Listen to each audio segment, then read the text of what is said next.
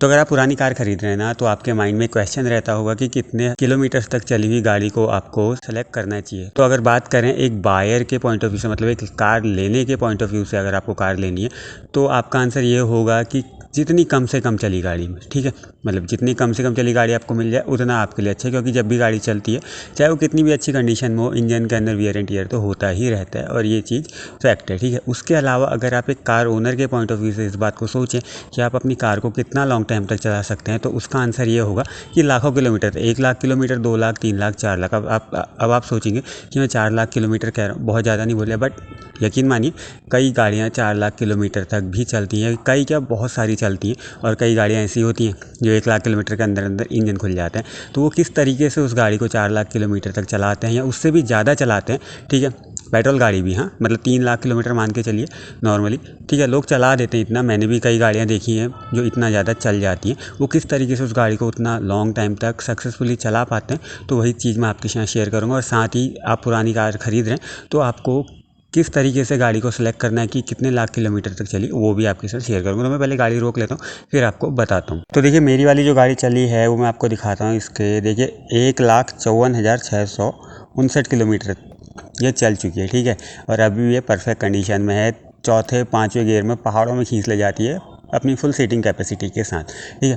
तो यही चीज़ें, बट एक चीज़ और है, अगर आपको गाड़ी ख़रीदनी है पुरानी, तो अगर आप इतनी ज़्यादा चली हुई गाड़ी देख रहे हैं तो क्या वो लेना सही रहेगा या नहीं रहेगा, ये भी मैं आपके साथ शेयर कर रहा हूँ। देखिए जैसे मैंने आपको अभी थोड़ी देर पहले बोला कि देखिए गाड़ी चलती है तो वियर एंड टियर होता ही है, चाहे कितनी भी अच्छी कंडीशन में। तो आप कोशिश कीजिए कि गाड़ी कम से कम चली हो, ज़्यादा से ज़्यादा कोशिश कीजिए कि लाख के अंदर चली, लेकिन वो 1 लाख किलोमीटर के अंदर जेन्युइन चली होनी चाहिए। अगर वो गाड़ी जेन्युइन चली है और वो 1.5 लाख भी चली है पेट्रोल कार, ठीक है, तो आप उसको ले सकते हैं। लेकिन अगर वो गाड़ी बहुत ज़्यादा चली हुई है, उसका मीटर बैक है, तो फिर उसको मत लीजिए। क्योंकि अगर वो कितनी भी अच्छी कंडीशन में हुई ना, लेकिन मीटर बैक हुआ तो इट मीन्स कि गाड़ी हद से ज़्यादा चली हुई है, और मीटर बैक करने के वजह से उसका जो इंजन है काफ़ी ज़्यादा रन कर चुका है, इंजन के अंदर वियर एंड टियर तो हुआ ही है, और इंजन ऑलमोस्ट इतना ज़्यादा चल चुका है कि आगे जाकर काम मांगे। अब देखिए मैंने आपको बोला कि 3 लाख 4 लाख किलोमीटर गाड़ियाँ चल रही है, देखिए आप अच्छे से गाड़ी चलाएंगे बिल्कुल चलेगी, लेकिन आपको भी नहीं पता ना कि वो कब काम मांग ले। तो अगर आप पुरानी गाड़ी ले रहे हैं, इतनी ज़्यादा चली ले रहे हैं, तो ठीक है, क्यों आप अपना फिर बाद में पैसा वेस्ट करना चाहेंगे उस गाड़ी को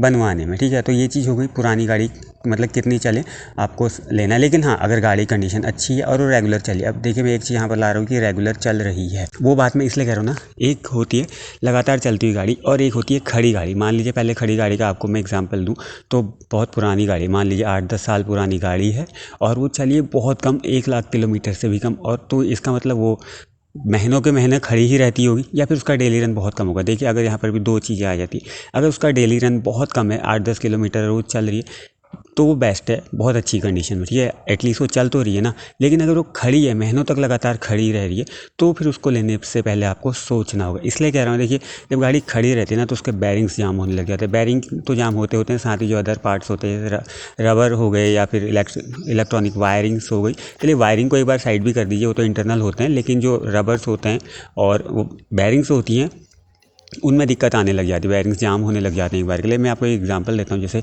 आप ना पंखे होते हैं ना घरों के, सीलिंग फ़ैन होते हैं या टेबल फ़ैन होते हैं, लॉन्ग टाइम तक खड़े रहते हैं, तो उनके अंदर जो बैरिंग्स होती है ना, वो जब चलते हैं लॉन्ग टाइम बाद, तो वो आवाज़ करने लग जाते हैं, क्योंकि उनके अंदर जो ग्रीस होती है वो जाम हो जाती है। फिर उसको आपको या तो चेंज कराना पड़ता है या फिर उनमें ऑयलिंग करनी पड़ती है। ज़्यादातर देखिए मैं एक एग्जांपल दे रहा हूँ, ठीक है, आप ये मत कहना कि मैं गाड़ी के साथ साथ सीलिंग फ़ैन का आपको एग्जांपल दे लगे। तो वही चीज़ है ना, देखिए चलती हुई गाड़ी हमेशा अच्छी होती है, क्योंकि देखिए गाड़ी का काम चलना होता है। एक चीज़ ये हो गई, बट वो गाड़ी की रीडिंग जेन्युइन है और आपको लगता है कि सही है, तो आप उसको ले सकते हैं। लेकिन अगर एक गाड़ी बहुत ज़्यादा चल रही है, लगातार चले जा रही है, उसका मीटर बैक किया गया हुआ है, ठीक है, मान लीजिए 2 लाख से अगर उसे 1.5 लाख किलोमीटर में लाया गया हुआ है या फिर 1 लाख में लाया गया है, देखिए पता करना बहुत मुश्किल होता है। एक कंडीशंस होती हैं, या तो आप महंगी गाड़ी ले रहे हैं, उसकी लगातार जो सर्विसिंग है, या फिर महंगी या कोई भी गाड़ी ले रहे हैं, उसकी लगातार जो सर्विसिंग है वो ऑथोराइज सर्विस सेंटर में हुई है, जहाँ उसका सारा डाटा है, सर्विस रिकॉर्ड है, तब तो आपको मिल जाएगा। लेकिन कोई ऐसी गाड़ी है जिसका रिकॉर्ड ही नहीं है कहीं, तो आप कैसे पता कर लेंगे कि उसका मीटर बैक है।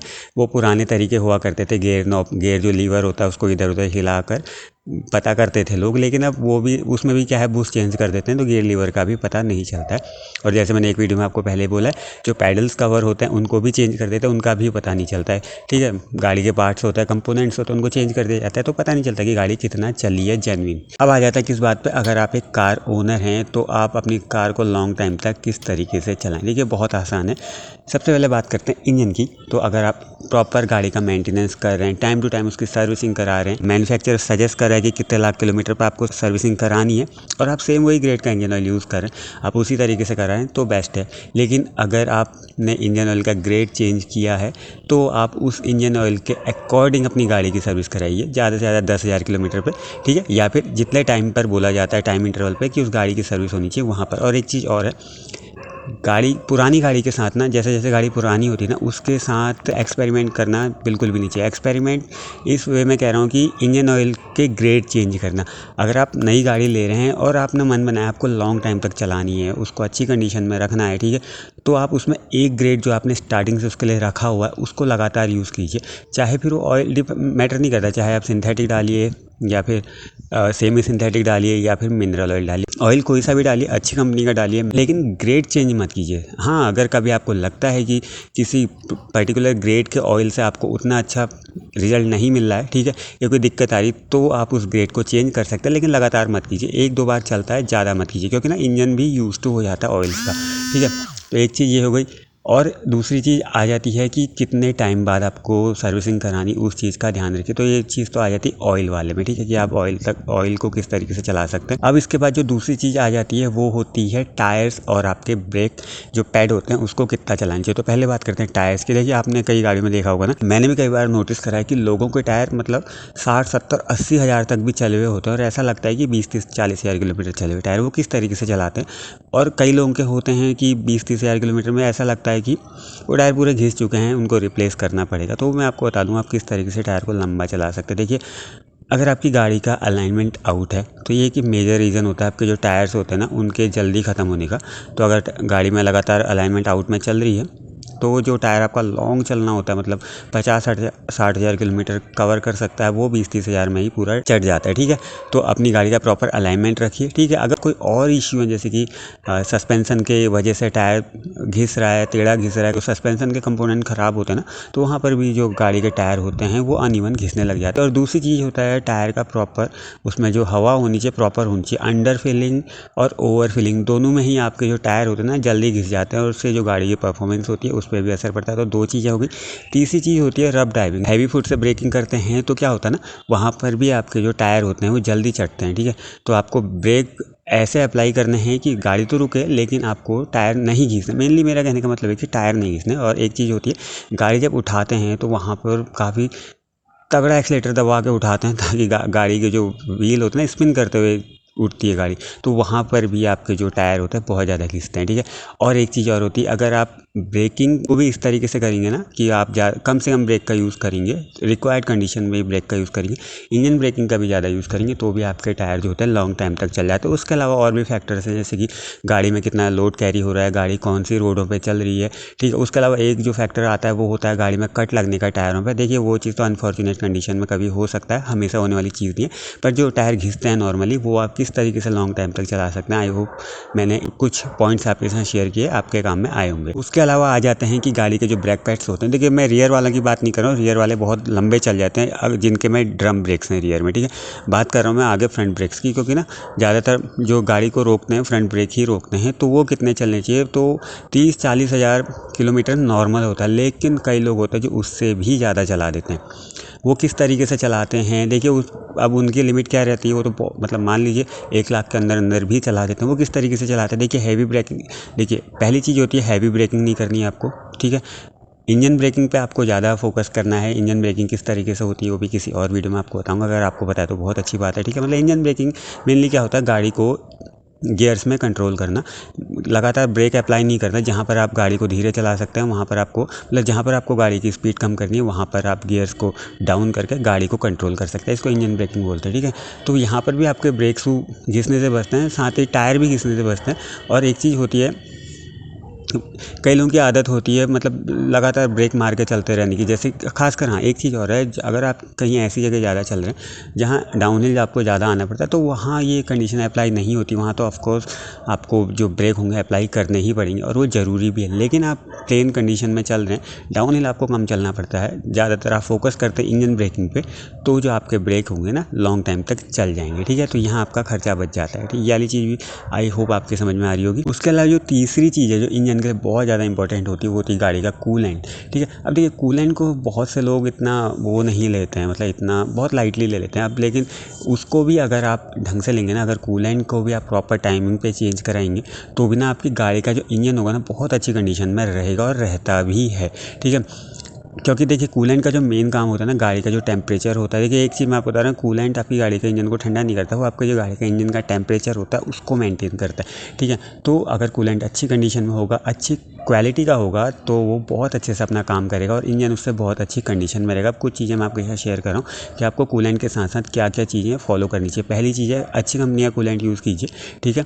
और अगर कूलेंट आप रेडी प्रीमिक्स ले रहे हैं तो सही है, उसके साथ आपको कुछ और ऐड ऑन नहीं करना पड़ा। लेकिन अगर आप को 50-50 वाला कूलेंट लेना है, मतलब पानी उसके साथ ऐड करना है कूलेंट के साथ, तो आपको क्या करना है, जो बैटरी वाला डिस्टिल वाटर है वो आपको यूज़ करना है। लेकिन एक चीज़ मैं आपके साथ शेयर कर रहा हूँ, देखिए कोशिश कीजिए कि डिस्टिल वाटर ही आप उसमें डालें। और बात अगर करें प्रीमिक्स वाले की ना, जो पहले से रेडी ऑलरेडी मिक्सड होता है, कि उसमें आपको कुछ और ऐड ऑन करने की ज़रूरत नहीं पड़ती, वहाँ पर कोशिश कीजिए किसी ऐसी कंपनी का यूज़ करें जिसमें पानी नहीं मिला हो। मतलब ना, क्योंकि मैंने नोटिस करा है, मैंने प्रीमिक्स डाला था गाड़ी में, उसके बाद में ना गाड़ी के जो होस पाइप्स थे वहाँ मुझे रस्टिंग मिली है।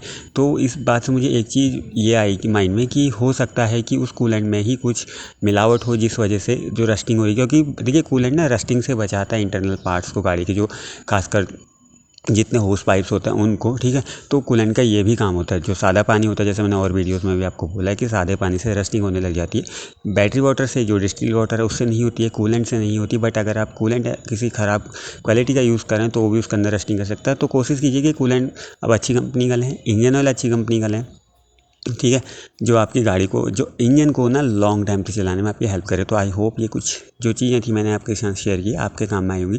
तो दोनों के लिए ही थी ये। आप एक पुरानी कार ख़रीदना चाहें तो किस तरीके से ले सकते हैं, आपको क्या चीज़ देखनी है, और अगर आप एक कार के ओनर हैं तो आपको अपनी कार को लॉन्ग टाइम तक किस तरीके से चला सकते हैं। उसके अलावा देखिए इंजन में मैंने फोकस किया था आज के वीडियो में, और चीज़ें भी बहुत सी कंपोनेंट होते हैं, बट इंजन मेन था जो भी मेरे को फोकस करना था, ठीक है।